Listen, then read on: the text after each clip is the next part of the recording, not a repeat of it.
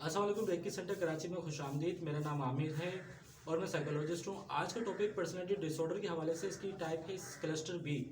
अब cluster B की जो फर्स्ट टाइप आती है वो बॉर्डरलाइन पर्सनैलिटी डिसऑर्डर है। अब बॉर्डरलाइन पर्सनैलिटी डिसऑर्डर किस किस्म के लोग होते हैं? अमूमन आपने ऐसे देखे होंगे जिनका जीना थोड़ा सा मुश्किल होता है, जिनके अंदर इंस्टेबिलिटी बहुत ज़्यादा रहती है, इंटरपर्सनल रिलेशनशिप बड़े डिस्टर्ब रहते हैं और अक्सर अवॉइडेंस करते हैं, बहुत ज़्यादा बोलना या तो बहुत ज़्यादा खामोश रहना, अपने सेल्फ इमेज को लेकर बहुत ज़्यादा परेशान रहते हैं और अमूमन इमोशनल एक्शन इनके अंदर ज़्यादा नज़र आ रहे होते हैं।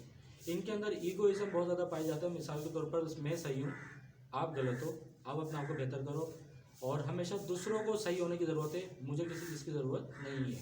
कुछ पॉइंट के ज़रिए इसको अंडरस्टैंड करते हैं किन लोगों को ये होता है। अगर ये जो पॉइंट बताऊँगा इसमें से 4 या 5 भी अगर किसी शख्स के अंदर मर्ज करते हैं तो अमूमन इसको बॉर्डरलाइन पर्सनैलिटी डिसऑर्डर है। सबसे पहला इनके अंदर डर सा रहता है कि मैं अकेला ना रह जाऊँ, कोई मुझे छोड़ ना दे। इस हवाले से दूसरों से एश्योरेंस मांग रहे होते हैं, मेरे साथ रहना, मेरा ख्याल करना या मुझे पूछते रहना, मुझे छोड़ोगे तो नहीं। इस तरह के इनके अंदर कंडीशन पाई जा रही होती है और अमूमन इनकी ज़िंदगी बहुत ऊपर नीचे चलती है। मिसाल के तौर पर सुबह अगर किसी ने इनको बहुत अप्रिशिएट कर दिया, इनकी बात सुन लिया, इनकी दिल की बात कर ली, तो उसको बहुत ज़्यादा अपना गुरु समझने लग जाएंगे, उसको तमाम चीज़ें शेयर करेंगे और उसको बहुत ज़्यादा अपना समझने लगेंगे। अगर शाम तक उस शख्स ने दोबारा इस तरह से एहसास या ख्याल करके नहीं पूछा तो उसको बहुत बुरा समझने लगते हैं। इसके अलावा इनके अंदर कॉन्फिडेंस इनस्टेबल रहता है। मिसाल के तौर पर कभी कुछ और कभी कुछ। मिसाल के तौर पर कभी बहुत ज़्यादा हेल्पफुल हो जाते हैं, लोगों की हेल्प करना, मदद करना, और अक्सर बेशतर कभी बिल्कुल भी हेल्प नहीं करते, किसी को अपने करीब भी आने नहीं दे रहे होते हैं। और अमूमन ये भी देखा जाता है ये अपने आप को सेल्फ हार्म भी बड़ा करते हैं। अगर बहुत ज़्यादा इमोशनल तौर पर परेशान हो तो अपने जिस्म को नुकसान पहुँचाना, बाल नोचना, खाल नोचना, इस तरह की प्रॉब्लम शामिल है। और अचानक से ये बहुत ज़्यादा खाना खाने लग जाते हैं, शॉपिंग करने लग जाएंगे, अपने आप को ग्रूम करने लगेंगे और यानी कि अचानक से इनके अंदर चेंज आ जाएगी, वरना अमूमन ये नॉर्मल जैसा बिहेव करेंगे।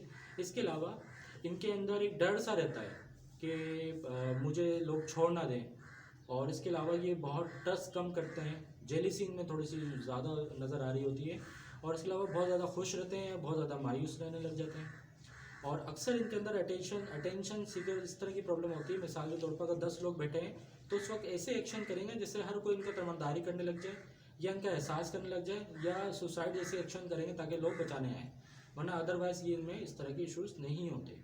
अब इसके रिस्क फैक्टर जानते हैं, क्या रिस्क फैक्टर हो सकते हैं जिसकी वजह से किसी शख्स के अंदर इस तरह की प्रॉब्लम हो सकती है? अगर कोई बचपन में कोई शदीद किस्म का डर खौफ शामिल हुआ हो या ट्रॉमा हुआ हो, बचपन की लाइफ का भी सबब बन सकता है। इसके अलावा पुअर कम्युनिकेशन होना फैमिली में, बातचीत का ज़रा भी रुझान ना हो आपस में, तो ये भी रीज़न बनता है।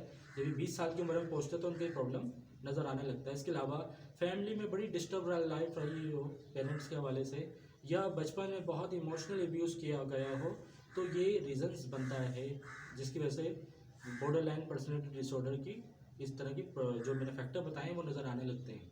अब इसमें बेस्ट क्या रहता है जिसकी वजह से इनको बड़ा मैनेज और कंट्रोल किया जाता है? इसमें साइकोथेरेपी की जाती है इनकी मुख्तलिफ तरह से, इनको माइंड की टेक्निक अप्लाई की जाती है, इनमें हिप्नोसिस करके इनकी सेल्फ इमेज को बेहतर किया जाता है।